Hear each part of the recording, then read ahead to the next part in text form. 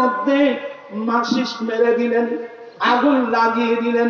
মাচিস মেরে আগুন লাগিয়ে মানুষের অন্তর থেকে অহংকার বের করে মানুষের অন্তরে ভালোবাসা সৃষ্টি করে দিয়েছেন। এটাই হলো সমাজ বিজ্ঞানের মূল থিওরি। যারা সমাজপতি, সমাজ বিজ্ঞান পড়ে, রাষ্ট্রবিজ্ঞান পড়েন, তোমার ভিতর অহংকার, তোমার জন্য সমাজ আসে না, তোমার জন্য সমাজ বিজ্ঞান রাষ্ট্রবিজ্ঞান তোমার জন্য আসে না। তো সবগুলো মিলিয়ে আমাদের নবী সহ সমস্ত আম্বিকরাম মানব জাতি থেকে আসছেন। তবে অতুলনীয়, অদ্বিতীয়, অতুলনীয় মানুষ, যে মানুষকে আল্লাহ ডাইরেক্ট কবে যাকুম মিনাল্লাহি নূরুন ওয়া কিতাবুম মুবিন, নূরমানি রাসূল, যে আয়াতের মাধ্যমে আল্লাহ আমার নবীকে নূর বলছেন। আল্লাহ আমার নবীকে কি বলছেন? নূর বলছেন। আমার নবী অতুলনীয় মানব, অদ্বিতীয় মানব, আমার নবী নূরের মানব, আমার নবী নূরী মানব, নূরের মানব। এগুলো যারা বিজ্ঞান পড়ে এরা সহজে মানবে না। নবী তো আদম আলাইহিস সালামের বংশ দিয়ে আসছেন, তো উনি তো, ওনাকে তো আল্লাহ মাটি দিয়ে বানাইছেন, নবী কিভাবে নূর হয়ে গেল? বিভিন্ন মন্ত্রে বাসবে না। আমি আপনাকে বিজ্ঞান দিয়ে বুঝাবো।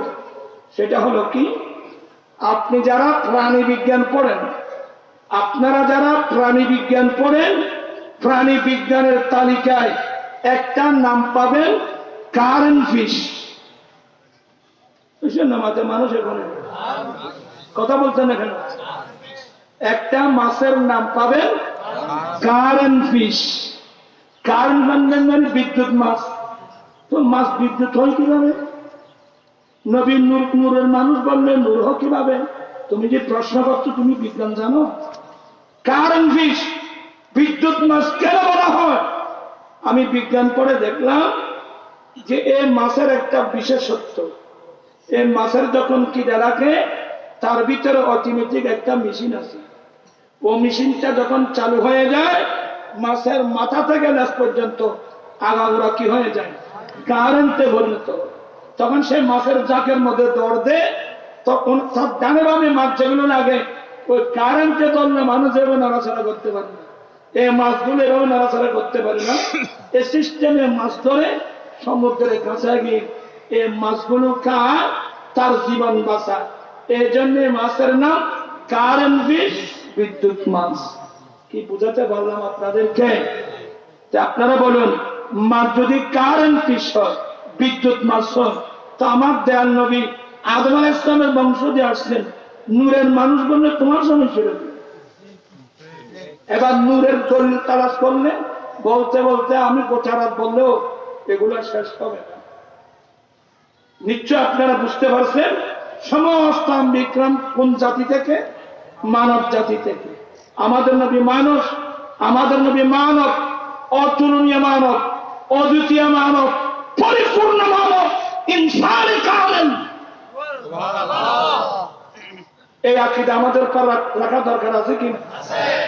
তাই বলে আমার মতো মানুষ, তোমার মতো মানুষ, এগুলো বলা যাবে না, এগুলো চরম দেয়া যাবে। তোমার মতো মানব, তুমি কি মানুষ? তোমার মধ্যে মানবতা কি আছে? আল্লাহ পাক এই মাহফিলকে কবুল করুন।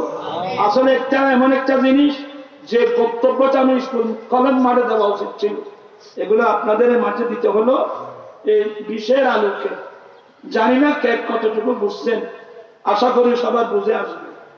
আল্লাহ সবাইকে এই কথাগুলো বোঝার তৌফিক দান করুন। এগুলো নিয়ে ঝগড়া বিবাদ করবেন না।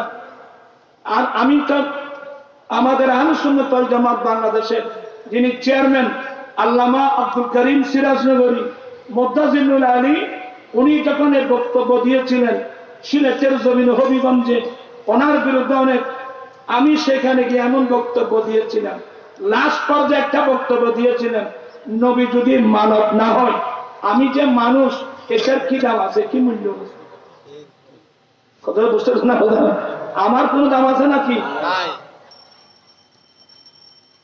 আল্লাহ পাক সত্যিকার এমনি মানুষ না, আকৃতিটা মানুষ না, সত্যিকারের মানুষ সবার আল্লাহ সবাইকে সেই তৌফিক দান করো। আমি আপনাদেরকে অনেকক্ষণ বিরক্ত করলাম, দেরি হয়ে গেছে, আমি আবার যাবার এক জায়গায়। এই মাহফিলকে আল্লাহ কবুল করো। আমার ভাই আচ্ছা রাখি গো, সোনার মদিনাও খাবো জাত আছে, ইউটিউবের মধ্যে আছে অনেক। আল্লাহুম্মা আমিন। মাওলায়া সাল্লি ওয়া সাল্লিম দাইমান আবাদা আলা হাবিবিকা খায়রুল খালকি কুল্লিহিম। আল্লাহ মাহফিল কবুল করো। আল্লাহ আমার ভাইয়েরা কত সুন্দর, কত মনোরম পরিবেশ দিয়ে মাহফিল সাজিয়েছেন। এই কোরআন সুন্নাহর মাহফিলকে আল্লাহ তুমি কবুল করো। লাকিন প্যান্ডেল স্টেজ তবরকাতকে কবুল করো। আল্লাহ কোরআন সুন্নাহ বুঝে চলার তৌফিক দান করো। আমাদের আহলে সুন্নাত ওয়াল জামাতের আকায়েদের উপর অটল থাকার তৌফিক দান করো। এখন থেকে তাকরীর হবে শেষ পর্যন্ত ধৈর্য সহকারে বসে তাকরীর শুনে লাস্টে কিয়াম মিলাদ মুনাজাত করে যাওয়ার তৌফিক দান করো। লা ইলাহা ইল্লাল্লাহ মুহাম্মাদুর রাসূলুল্লাহ। আসসালামু আলাইকুম ওয়া রাহমাতুল্লাহ।